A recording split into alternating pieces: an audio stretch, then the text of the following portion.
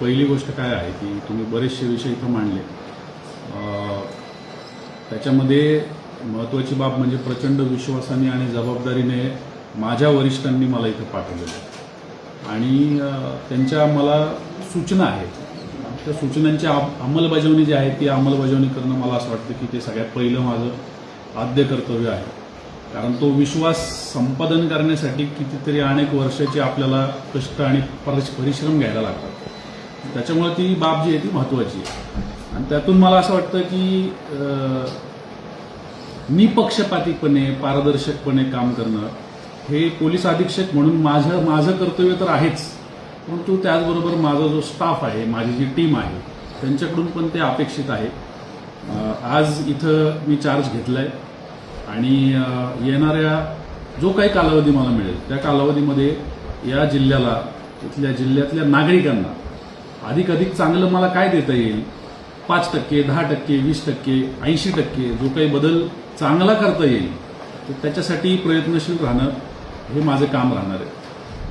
तुम्ही ज्या सगळ्या मुद्दे मांडले त्याच्यातून अजून एक महत्त्वाचा मुद्दा आणि तो म्हणजे की लोकाभिमुख प्रशासन ज्याला म्हणतो आपण, म्हणजे नागरिकांना काय पाहिजे आहे, त्यांना त्रास कमीत कमी कसा झाला पाहिजे तर त्याच्यासाठी प्रयत्नशील राहणं अत्यंत आवश्यक आहे असं मला वाटतं. जवळपास 20 महिन्यांच्या कालावधीनंतर मी परत पुन्हा युनिट हेड म्हणजे एखाद्या जिल्ह्याचा प्रमुख म्हणून पुन्हा एकदा कार्यभार हा स्वीकारतोय, इथं आलोय. यापूर्वी 2 जिल्हे मी केलेले आहेत आणि तिकडच्या लोकांच्या अडचणी वेगळ्या प्रकारच्या होत्या, कारण तिकडची ठेवण जी होती, भौगोलिक असेल ऐतिहासिक असेल, ती वेगळी होती. इथल्या आता अडचणी समजून घेणं आणि त्याच्यावरती एक करून त्याच्यावरती मार्ग काढणं हे मला वाटतं की ही महत्त्वाची प्रायोरिटी आहे. आवश्यक त्या सगळ्या ज्या गोष्टी आहेत या गोष्टींमध्ये सरते शेवटी की आपण आलो आणि आपण जाताना हा जो फरक आहे हा फरक लोकांच्या दृष्टीने जास्तीत जास्त चांगलं प्रशासन आपण कसं देऊ शकलो हे महत्त्वाचं आहे आणि त्याच्यासाठी मी इथं प्रयत्न करणार आहे. तुम्ही सगळ्यांनी सुद्धा त्याच्यासाठी माझी मदत करावी ही तुम्हाला सगळ्यांना मी विनंती करेन. मार्गदर्शक म्हणून सुद्धा तुम्हाला मोठी जबाबदारी पार पाडायला लागेल. कदाचित असं होईल की एखादी गोष्ट तुमच्या मनासारखी नाही व्हायची, एखादी गोष्ट तुम्ही सांगाल आणि मी नाही करायचो, पण तो जो काही चिमटा असेल तो चिमटा तात्पुरत्यासाठी का होईना तो तुम्ही सहन करावा अशी मी तुम्हाला सगळ्यांना विनंती करेन. कारण त्यातून आपल्याला येणाऱ्या कालावधीसाठी एक चांगला मॉड्यूल या ठिकाणी सेट करायचा जो पुढे कार्यरत राहील आणि माझ्याहीपेक्षा जास्त नागरिक आणि इथले जे पोलीस आहेत, पोलीस शेवटी नागरिकांचा चेहरा असतो.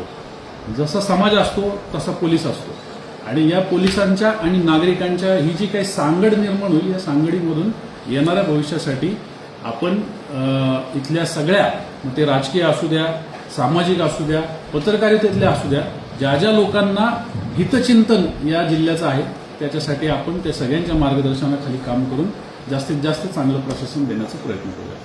साहेब, राजकीय जे आता गेल्या काही दिवसापासून राजकीय क्षेत्रामध्ये पोलिसांचं नाव खराब झालं आहे, याकडे तुम्ही कसं पाहता? मला असं वाटतं की त्या सगळ्या गोष्टींच्या पार्श्वभूमीमध्ये मी घुसलेलो नाही.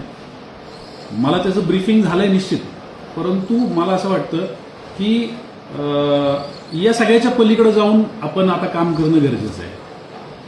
आपण आता पुढं सरकणं गरजेचं आहे की आपल्याला लोकांचं काम करायचंय. तर लोकांचं काम करत असताना लोकांसाठी काय करायचंय ते जास्त महत्त्वाचं आहे. आपण त्या प्रश्नांकडे जाऊ आणि म्हणूनच तुमच्याकडून ही पानभरी यादी मी आता प्राप्त करून घेतली. गुन्हेगारीवर आळा बसेल का आपल्यावर? निश्चित गुन्हेगारी हा विषय जो आहे हा आपला महत्त्वाचा विषय राहणार आहे. मी याच्यापूर्वी पण इतर लोकांशी चर्चा करून काही अभ्यास करून आलोय. त्याच्यामध्ये काही ज्याला आपण असं म्हणू शकतो की गुन्हेगारीचे पॅटर्न या जिल्ह्यामध्ये वेगवेगळे आहेत. म्हणजे जिल्ह्याच्या विशिष्ट भागामध्ये वेगळ्या प्रकारची गुन्हेगारी आहे. कुठं MIDC आहे तिथं वेगळ्या प्रकारची गुन्हेगारी आहे.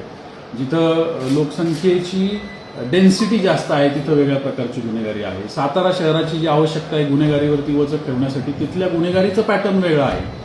जर मानसारख्या भागामध्ये गेलो तर तिकडच्या गुन्हेगारीचा पॅटर्न वेगळा आहे आणि त्याच्यामुळं ही जी टीम असणार आहे ज्याला आपण आता कामाला हे सगळं काम करण्यासाठी आपण त्यांना प्रेरित करणार आहोत, त्यांच्याकडून हे काम करून घेणार आहोत, त्यांना योग्य त्या गोष्टी योग्य त्या वेळी योग्य पद्धतीचं मार्गदर्शन देऊन त्यांच्याकडून ते करून घेण्याची जबाबदारी आपली सगळ्यांची राहणार आहे. आणि त्यासाठीच मी जसं म्हटलं की तुमच्या सगळ्यांचे इनपुट सुद्धा त्याच्यामध्ये महत्त्वाचे ठरणार आहे. राजकीय वरदहस्त असलेली चक्री मोठ्या प्रमाणात फोडवली आहे सातारा शहरामध्ये जिल्ह्यामध्ये. मला त्याची माहिती घेऊ द्या. म्हणजे अगदीच तुम्ही प्रश्न चांगला विचारता एकदम गुगली टाकून. Made in Satara bags. Satara शहरातील महिलांनी बनवलेल्या उत्तम प्रकारच्या बॅग. संपर्क 9594 415 115. Ambition science academy Satara. Scientific way of success.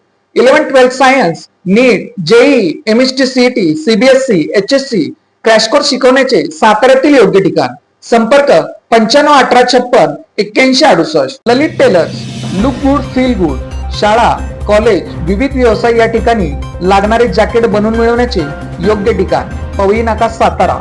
अशाच बातम्यांसाठी जिल्हा सातारा या यूट्यूब चॅनेलला सबस्क्राईब करा. व्हिडिओ आवडल्यास व्हिडिओ लाईक करा, व्हिडिओवर कमेंट करा आणि व्हिडिओ जास्तीत जास्त लोकांपर्यंत शेअर करा.